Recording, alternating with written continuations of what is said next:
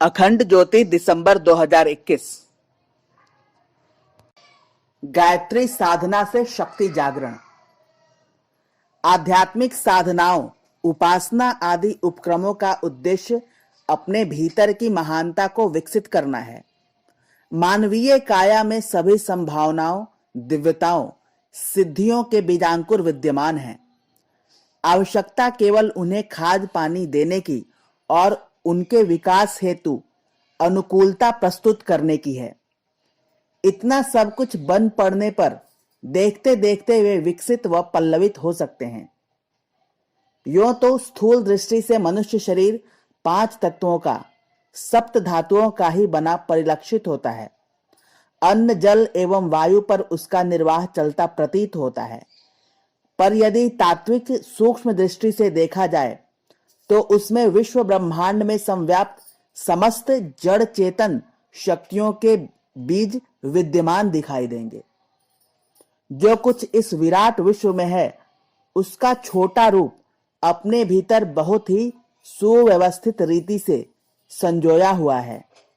यदि इन बीजों को ठीक तरह से सिंचित पोषित किया जा सके तो उसका विस्तार इतने बड़े विशाल वृक्ष के रूप में हो सकता है जिसे देखकर आश्चर्यचकित रह जाना पड़े। शास्त्रों में विस्तार पूर्वक उल्लेख करते हुए स्पष्ट किया गया है कि अपने ही भीतर सभी देवी देवता, समस्त दिव्य लोक एवं दिव्य शक्तियां, सभी ऋषि, सभी सिद्धियां तथा विश्व ब्रह्मांड में जो कुछ भी श्रेष्ठ है, उत्कृष्ट है, वह सब विद्यमान है।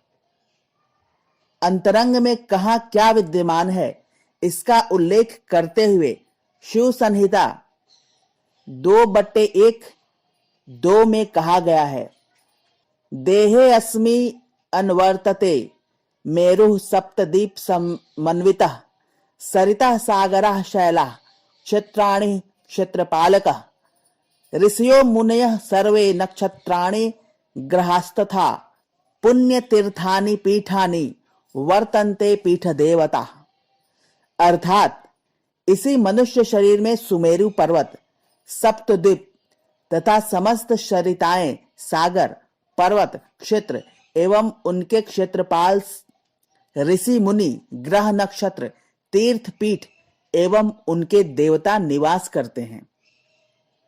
जाबाल दर्शनोपनिषद 4/48 में उल्लेख है कि इसी मानव काया में 7 तीर्थ हैं। मस्तक में श्रीशैल, ललाट केदार, नासिका और भौहों के बीच काशी, छाती में कुरुक्षेत्र, हृदय में प्रयाग, मूलाधार में कमलालय तीर्थ विद्यमान है। जो इन आत्म तीर्थों को छोड़कर बाह्य तीर्थों में भटकता फिरता है वह रत्न भंडार को छोड़कर कांच ढूंढते फिरने वालों की तरह है। महायोग विज्ञान में भी कहा गया है कि इसी शरीर में समस्त तीर्थ और देवताओं का निवास है।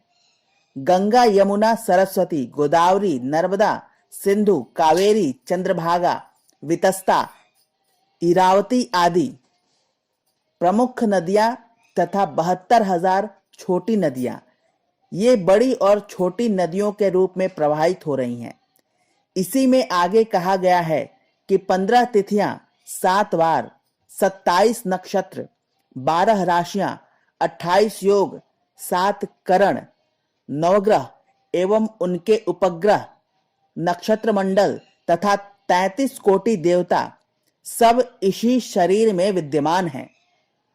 आत्मवेता ऋषियों ने मानव काया की 3 परतों अर्थात स्थूल, सूक्ष्म और कारण शरीरों में एक अद्भुत चेतन तत्व को खोज निकाला।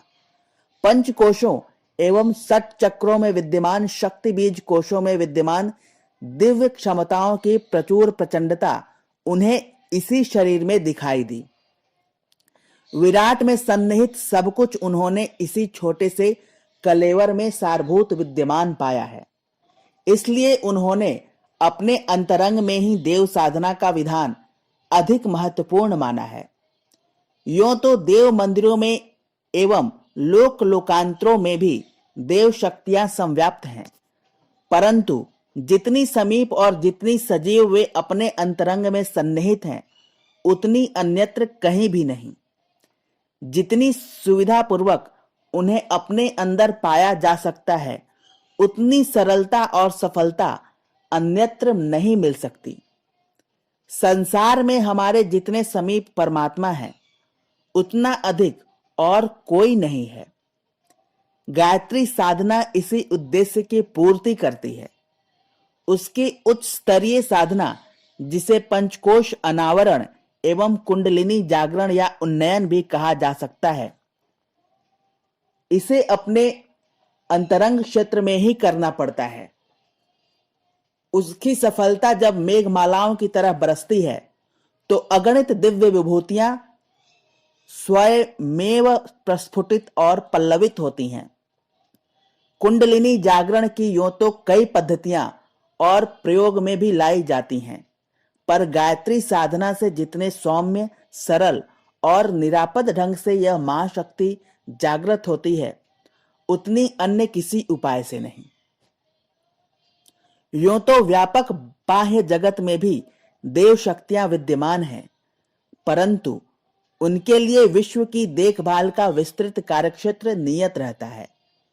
व्यक्ति की भूमिका के अनुरूप प्रतिक्रिया उत्पन्न करने, सफलता और वरदान देने का कार्य वे उसी अंश में पूरा करती हैं जो बीज रूप में हर व्यक्ति के भीतर विद्यमान है।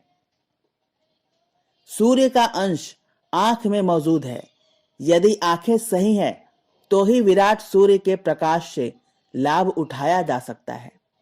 अपने कान ठीक हों, तो ही सुमधुर संगीत का आनंद उठा पाना संभव हो पाता है।